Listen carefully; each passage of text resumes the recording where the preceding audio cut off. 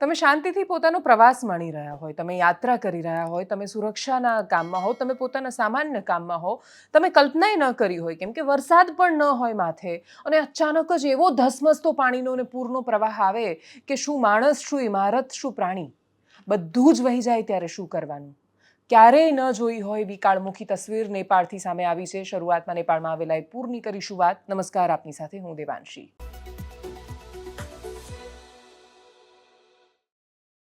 તિબેટથી મૂળ રૂપે એનો સ્ત્રોત હોઈ શકે છે એવી સંભાવના વ્યક્ત કરવામાં આવી છે કે જે ગ્લેશિયર્સના તળાવ બનેલા હોય એ તળાવમાં અચાનક જ ગ્લોબલ વોર્મિંગ અથવા બાકીની કોઈ પણ સ્થિતિના કારણે દબાણથી એ પાણી જ્યારે છૂટું પડી જાય, તળાવના પાળા એ તૂટી જાય, મોટે ભાગે બરફ અને પથ્થર જેવી સંરચનાઓના કારણે બનેલા એ તળાવો અને ગ્લોબલ વોર્મિંગના કારણે ત્યાં બરફ ઓગળે, પાણી વધારે આવે, દબાણ આવે ને જ્યારે છૂટે ત્યારે લાખો કરોડો ગેલન પાણીનો પ્રવાહ અચાનક જ વહી જતો હોય છે. અને અચાનક જ એક નદીમાં આવે. એ નદીમાં આવતું પૂર, નદીની એટલી ક્ષમતા નથી હોતી કે અચાનક ધસમસતા આ પ્રકારના બસને આ પ્રકારનું કશું ફાટે, ગ્લેશિયરના સ્થિતિને સહન કરે, પણ એ તળાવ સંભવતઃ તિબેટમાં ફાટ્યું કેમ કે એક નદીનો જે બેઝિન વિસ્તાર છે, એનું મૂળ રૂપ જ્યાંથી શરૂ થાય નદી, એનો જે બેઝિન એરિયા છે ત્યાં આ તળાવ હોય અને સંભવતઃ એ ત્યાંથી ફાટ્યું એવી સંભાવનાના કારણે નેપાળમાં એવો પૂરનો ધસમસતો પ્રવાહ આવ્યો કે અત્યાર સુધીમાં જે સરકારે અધિકારિક આંકડા આપ્યા એમાંય 300 લોકો, પ્રવાસીઓ બહારના 350-400 જેટલા ગુમ છે, લાપતા છે. અનેક સુરક્ષાકર્મીઓ ગાયબ છે.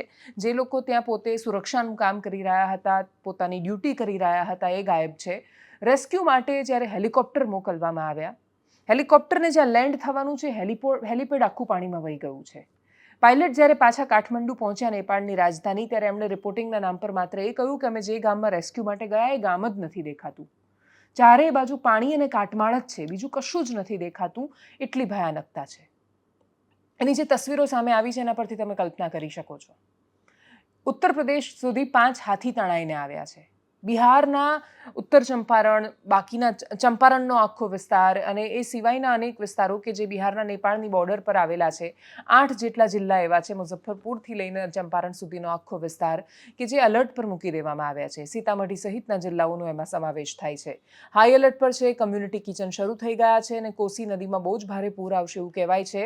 ગંડક નદીમાં, નેપાળની જે ગંડકી નદી છે અને જ્યાંથી આવતા જે પથ્થરો છે એને આપણે શિવલિંગની જેમ, જેની ખૂબ પવિત્ર માનીને જેની પૂજા થાય છે, ત્યાં બહુ જ વધારે પાણીનો પ્રવાહ છે અને એ ધસમસતો પ્રવાહ બહુ જ મોટા, ઉછળતા મોજા જેવા સ્વરૂપની સાથે આવી રહ્યું છે. અને જ્યાં વરસાદ જ ના હોય તે કેવી રીતે કલ્પના થઈ શકે કે અચાનક આટલું બધું પૂર આવશે? પણ કુદરતની સામે માણસની વ્યવસ્થાઓ કામે નથી લાગતી. અને એમાંય જ્યારે આ સ્થિતિ માટે વ્યવસ્થાઓ તૈયાર જ ન હોય ત્યારે શું થાય?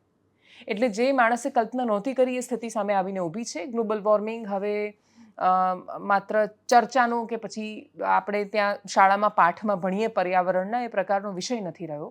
એ હવે વાસ્તવિક સ્થિતિ છે. ગ્લોબલ વોર્મિંગના કારણે આવી અસરો થશે નહીં. આવું થઈ રહ્યું છે, આપણી આંખોની સામે છે અને આપણી પાસે એનું સોલ્યુશન જ નથી. એ સામે આવીને ઊભું છે. બિહારમાં સ્થિતિ અલર્ટ પર છે. પવનની ગતિએ પાણી આવ્યું છે. બધું જ બરબાદ થતું દેખાઈ રહ્યું છે. બિહારને જે પણ લોકો ભણતા હોય એમને ખબર છે કે એમણે કોસી જોઈ હોય કે ન જોઈ હોય, એના માટે એટલી ખબર છે કે એને બિહારનો શોક કહેવાય. જ્યારે પૂર લઈને આવે ત્યારે બહુ જ બધા માણસો માટે આફત બનીને આવે. દૂર દૂર સુધી જ્યાં નજર કરો ત્યાં સુધી પાણી જ પાણી હોય એ પ્રકારની સ્થિતિ છે. નેપાળ અને ચીન વચ્ચે બનેલો ફ્રેન્ડશિપ પુલ કે જે આની પહેલાં પણ પૂરમાં તૂટી ગયો હતો અને નેપાળ ચીન વચ્ચેનો વ્યવહાર લાંબા સમય માટે ખોરવાઈ ગયો હતો, એ પુલ પર પણ અસર થઈ છે. એ પણ ક્ષતિગ્રસ્ત થયો છે. આની બહુ લાંબા ગાળાની અસરો છે. નેપાળની સરકાર પોતાની રીતે તૈયારી કરી રહી છે, પણ આ બધો જ ખોફનાક મંજર જે આપણે ત્યાં નેપાળમાં જોઈ રહ્યા છે, એ બિહારમાં પણ એ સ્થિતિ, કેમ કે નદીઓ તો ત્યાં જ આવે છે છેલ્લે, એટલે ત્યાં સુધી એની અસર આવશે એવી સંભાવનાઓ સાથે તૈયારી શરૂ થઈ ગઈ છે. ખાસા બધા પ્રવાસીઓ એવા છે કે જે ત્યાં ફરવા ગયા હતા. સમ્રાટ ટ્રાવેલ્સનું એક લિસ્ટ સામે આવ્યું છે ભારતીયોનું, એટલે એમાં અનેક 100થી વધારે ભારતીયો પણ સામેલ હતા કે જે એ ગામની આસપાસ પ્રવાસમાં હતા અને હવે ગાયબ છે. હવે કેટલા લોકો ગાયબ, કોણ માણસો ત્યાં હતા કે શું, એ કશો જવાબ જ નથી. કેમ કે તમે જ્યારે એના આકાશી દ્રશ્યો જુઓ છો ત્યારે પાણી અને કાટમાળ સિવાય કશું દેખાતું જ નથી. વહેતી નદીનો જે પ્રચંડ પ્રવાહ છે એ તમને ડરાવે એવો છે. એટલે તમે ગુજરાતમાં રહીને પણ જો એ જુઓ તો તમને ડર લાગે કે યાર શું થઈ ગયું આ અચાનક. એટલે આ સ્થિતિ છે ત્યાં. નેપાળની સરકાર કરી રહી છે, ભારતની સરકાર પણ પોતાના પ્રયત્નો કરી રહી છે. સમય લાગશે આપણને ખાલી એ જાણતા કે આપણે કેટલા માણસોને ગુમાવ્યા. ત્યાંથી આવેલી તસવીરો, પ્રતિક્રિયાઓ કરીએ એના પર નજર.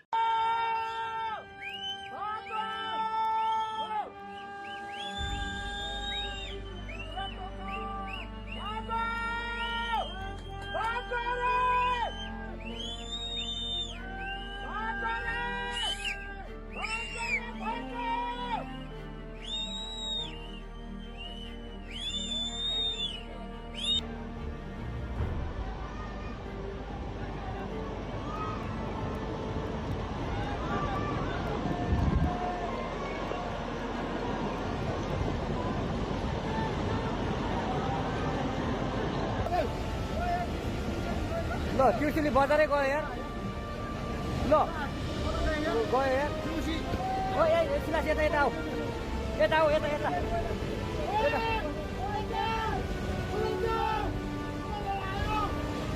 आमा मामा यार बाजारे गयो यार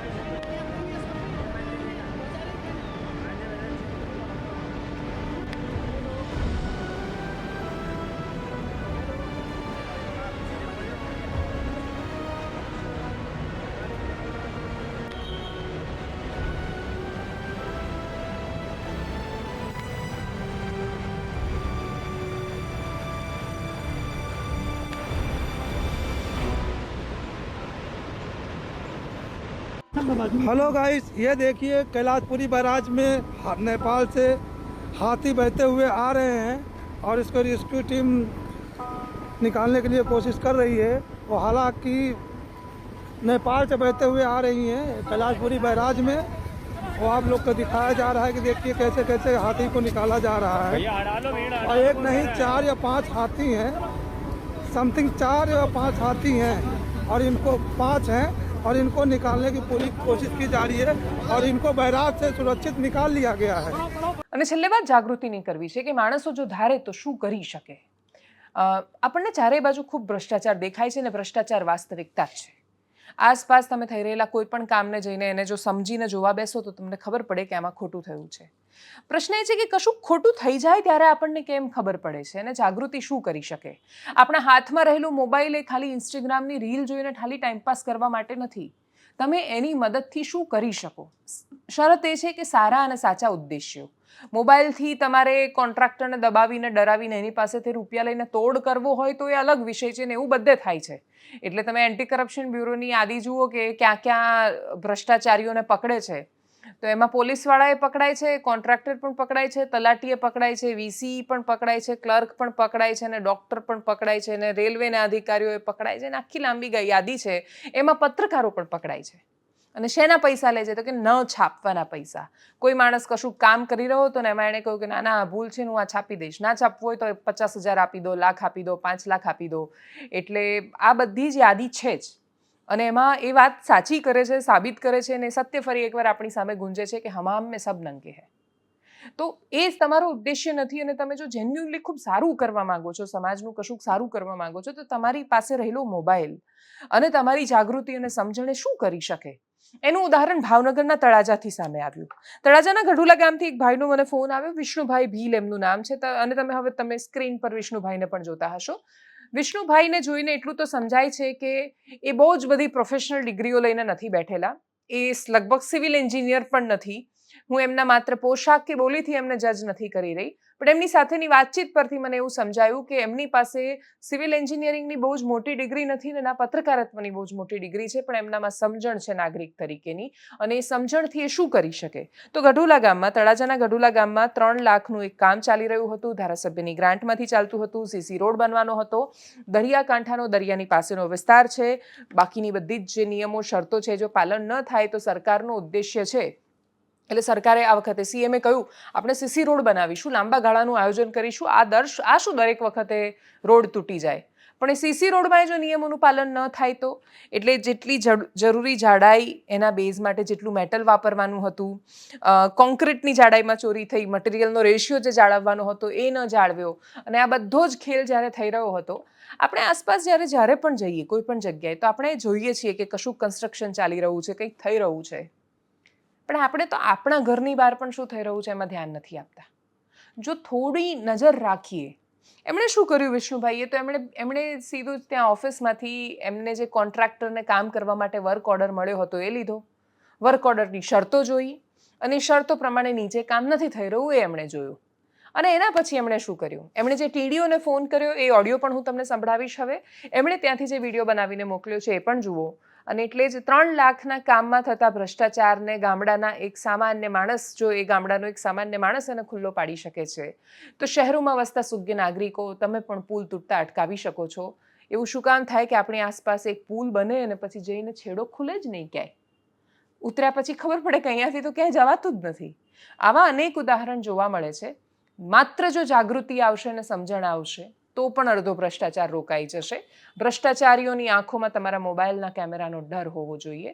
ભલે તમારો મોબાઈલ 10,000નો હોય ને ભલે એના કામો 10 કરોડના હોય, ભલે તમારી પાસે માઇક સસ્તું હોય, પણ જો અવાજ સાચો હશે ને એની અંદર સત્યનો રણકો હશે તો ફરક એક દિવસ પડશે.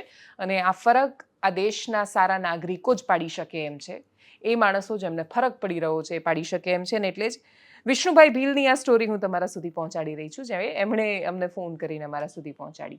નમસ્કાર મિત્રો, આજે આપણે છીએ ભાવનગર જિલ્લાના તળાજા તાલુકાના હાલ એમ કહેવાય ગઢુલા ગામના ઝાપે અહીંયા ઉભેલા છીએ. આ જે કામ છે અત્યારે એ એમ કહેવાય કે આપણે ગૌતમભાઈ એમ કે ધારાસભ્ય છે એની ગ્રાન્ટમાંથી આવેલું 3 લાખનું આ કામ છે. હવે આ કામનો વર્ક ઓર્ડર એ પ્રમાણે છે કે આ જે મેટલ છે ને 5 ઇંચ પાથરવાનું છે, અને આ બોક્સ કટિંગ છે ને એ એમ કહેવાય કે 6 ઇંચનું બોક્સ કટિંગ કરવાનું છે આમાં, અહીંયા સીસી રોડમાં. હવે એમ કહેવાય કે આ જે આ મેટલ આ સી 45 mm ને આ મેટલ હોવી જોઈએ, 45 mm ની અને 63 mm ની વચ્ચેની આ મેટલ હોવી જોઈએ. અને આના પર રોલિંગ કરવાનું હોય છે, પણ આ લોકોએ કોઈ રોલિંગ કર્યું નથી. મેટલની હાઈટ કેટલી આવે છે? મેટલ યાર 5 ઇંચ આવે. 5 ઇંચ આવે છે ને? 5 ઇંચ. આ 5 ઇંચ તમને દેખાય છે? ને 5 ઇંચ આ મેટલ યાર છે નહીં ને. આ તમે જોવો અહીંયા આ બહુ માટી આવી ગઈ, અહીંયા આ માટી આવી ગઈ છે. બતાવો. આ જોવો માટી છે, ખાલી ઉપર ખાલી વેર પાથરી દીધેલો છે મેટલનો. બધે બતાવો. આ બાજુ બતાવો, આ બાજુ આવો, આ બાજુ આવો. આ 5 ઇંચનું હોવું જોઈએ. આના પર રોલિંગ થયેલું હોવું જોઈએ. હું રોલિંગ કાયદેસર વર્ક ઓર્ડરમાં લખેલું છે, રોલિંગ કરવાનું છે. 5 ઇંચનું આ બાજુ આવો, આ જુઓ, આ જોઈશું. 5 ઇંચ મેટલ છે તમને આમાં દેખાય? નહીં, 5 ઇંચ મેટલ છે જ નહીં આમાં. બરોબર. અને આ એસ્ટિમેટ વિરુદ્ધ કામ થઈ રહ્યું છે અહીંયા. બીજું કે આ જે છે એમાં 4 mm નો પછી આરસીસી આવે છે, ઉપર સીસી છે 4 mm, એટલે ટોટલ છે ને 13 ઇંચનું થાય છે. હવે વિષ્ણુભાઈ આની ઉપર જો વર્કઆઉટ મુજબ આની પર રોલર ફેરવવો પડે છે. હા હા. આ જુઓ, આમાં રોલર ફેરવેલો તમને લાગે છે? નહીં. એટલે જે કાંઈ કામ થઈ રહ્યું છે એ વર્કઆઉટ મુજબ નથી થઈ રહ્યું છે, બરોબર. એટલે આ કામ અમે છે ને કોઈ રીતે આ હિસાબે અમે હાલવા નહીં દઈશું. નિયમ મુજબ થશે તો કરો, અમને વાંધો નથી. નિયમ મુજબ વર્ક ઓર્ડર પ્રમાણે કરો, અમને કોઈ વાંધો નથી. વાંધો નથી. હા, નહીંતર અમે આના હા કાયદેસર અમે આના અરજી આપશું, બિલ હા. બરાબર. તમારું શું કેવું છે સભ્યનો પ્રતિનિધિ છે? હા, નિયમ મુજબ કરે તો બરોબર છે, નકર તો હાલવા દેવાનું ન હોય ને. આજ કાંઈ 2 દી તો રાખવાનું નથી. આ દર વખતે તો આવું ને આવું જ કામ થયા કરે વારા ઘડીએ. નિયમ મુજબ હું મારા ઘરના સભ્યમાં છે, હું પ્રતિનિધિ છું એનો, તો હું આ કામ ઉપર આટો મારવા આવ્યો છું. તો નિયમ મુજબ કામ થતું નથી. અમે સરપંચને કીધું, મંત્રી સાહેબને કીધું, નિયમ મુજબ એ કામ થતું હોય એ તમે કરી દો. બરોબર. આગળ પીસીસી બતાવો. આ બાજુ આગળ આવો, આપણે પીસીસી પણ બતાવીએ. મેટલ તો નથી પકડાયું ભાઈ. મેટલ તો નથી પથરાયેલી. આ પીસીસી થઈ ગયું છે. આ પીસીસી થઈ ગયું છે, જુઓ. બરોબર. આમાં 4 ઇંચનું પીસીસી હોવું જોઈએ. વર્ષો બધો. હા, 4 ઇંચનું. હવે અહીંયા આપણે આગળ બતાવો. અહીંયા આવો.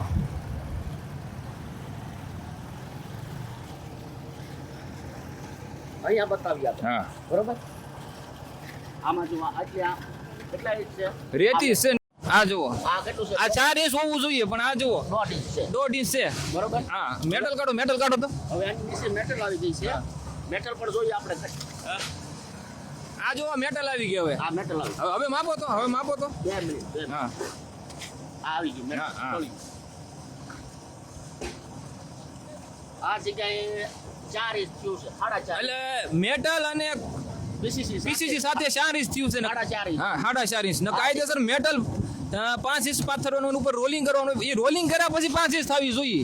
આ વર્ક ઓર્ડરમાં એવું લખેલું છે. આ જગ્યાએ 5 ઇંચ મેટલ કમસે કમ હોવી જોઈએ. ફક્ત મેટલ 5 ઇંચ. 5 ઇંચ હોવી જોઈએ. એની ઉપર 4 ઇંચ પીસીસી હોવું જોઈએ. પછી એની ઉપર 4 ઇંચ સીસી હોવું જોઈએ. તો અહીંયા વર્ક ઓર્ડર મુજબ કામ ગણાય. હા, બાકી આ વર્ક ઓર્ડર મુજબ કામ થતું નથી. નથી. એટલે અમે આ હાલવા દઈશું નહીં. બીજું કે આ જે ગ્રાન્ટ છે એ આપણે એમ કેવું લોક લાડીલા એમ કેવું ગૌતમભાઈ ધારાસભ્યની ગ્રાન્ટમાંથી 3 લાખ ફાળવેલા, એનું આ કામ છે. એ મેં એક વિડીયો પણ જોઈ લો હતો આપણા ગૌતમભાઈનો.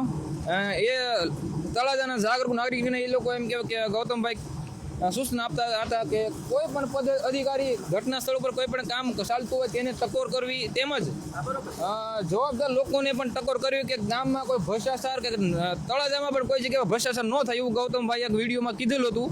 તો એ બાબતથી આપણે આ જવાબદાર લોકોને અમે ટકોર કરી છે કે આ જે કામ છે ધારાસભ્યની ગ્રાન્ટમાંથી થઈ રહ્યું છે એમાં બેદરકારી એમ કે એસ્ટિમેટ વિરુદ્ધ ભ્રષ્ટાચાર ખુલ્લેઆમ થઈ રહેલો છે. અધિકારીઓને બોલાવવામાં આ વર્ક ઓર્ડર પ્રમાણે એસ્ટિમેટ પ્રમાણે કોઈ એસોને પણ ઉતકો આવે અને તપાસ કરે. તળાજા તાલુકાના એસોના તાલુકા વિકાસ અધિકારીને ખૂબ આ વિડીયોના માધ્યમથી વિનંતી કરી કે તમે આવો, તપાસ કરો કઈ રીતનું આ હારેલું છે. અમને વિરોધ કરવાનો કોઈ શોખ નથી, એમ નવીરા નથી પણ આ છે ને આ ગામમાં જેમ ફાવે એમ બધા ઠોકે છે બધા આ લોકો. તમે નહીં આવો તો અમે બંધ કરાવી દઈશું. હા, બરોબર. એટલે નિયમ મુજબ વર્ક ઓર્ડર પ્રમાણે કરો, અમને કોઈ વાંધો નથી. એમ નિયમ પ્રમાણે કરો. આ 5 ઇંચનું મેટર છે, આરસીથી બધું તેને 4.5 ઇંચમાં કર્યું છે. જો અને આ કઈ રીતનું બધું કામ તરત ધોવાઈ જાય, બોગસ છે આ બધું. હા જો રેતી જ દેખાય છે આમાં. એટલે નિયમ મુજબ કામ થવું જોઈએ એ રીતનું છે ને. આ કામ અમે કાયદેસર થવા દઈશું નહીં. હા, હેલો. નમસ્કાર સાહેબ. હા, નમસ્કાર, બોલો. એ વિષ્ણુભાઈ બોલું સાહેબ. હમણાં એમએલએ સાહેબ નો ફોન આવ્યો તમારામાં. હા, બોલો.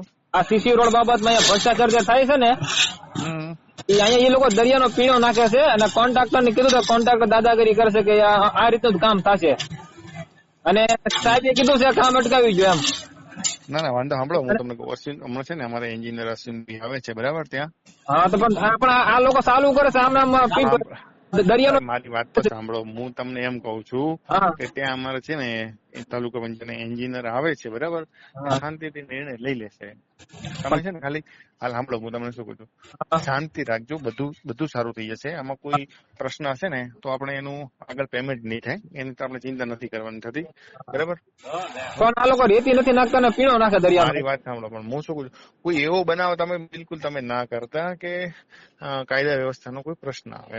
આપણે છે ને એન્જિનિયર આવે જ છે ત્યાં, બરોબર? અને પછી નિર્ણય લેશે. જો કામ એ મુજબ નહીં હોય ને તો પછી એનું પેમેન્ટ નહીં થાય. તમે આપણે કોઈ ચિંતા કરવાની નથી થતી, બરાબર? નહીં એટલે આ સરકારી નાણાં ના આવે સાહેબ, આ તો આ લોકો આ રીતનું ઓલું કરે બીજું કઈ. પણ હું તમને એમ કહું છું, ચલો એ કરી છે, નિયમ વિરુદ્ધ હશે તો પેમેન્ટ નહીં થાય એમ કહું હા, છું. હા, તમે હા, વચ્ચે સાહેબ. હાથ જશો ને વચ્ચે ઝઘડા થશે ને એનો કોઈ પેલું નહીં નીકળે, સમજ્યા કે નહીં? હો? હા.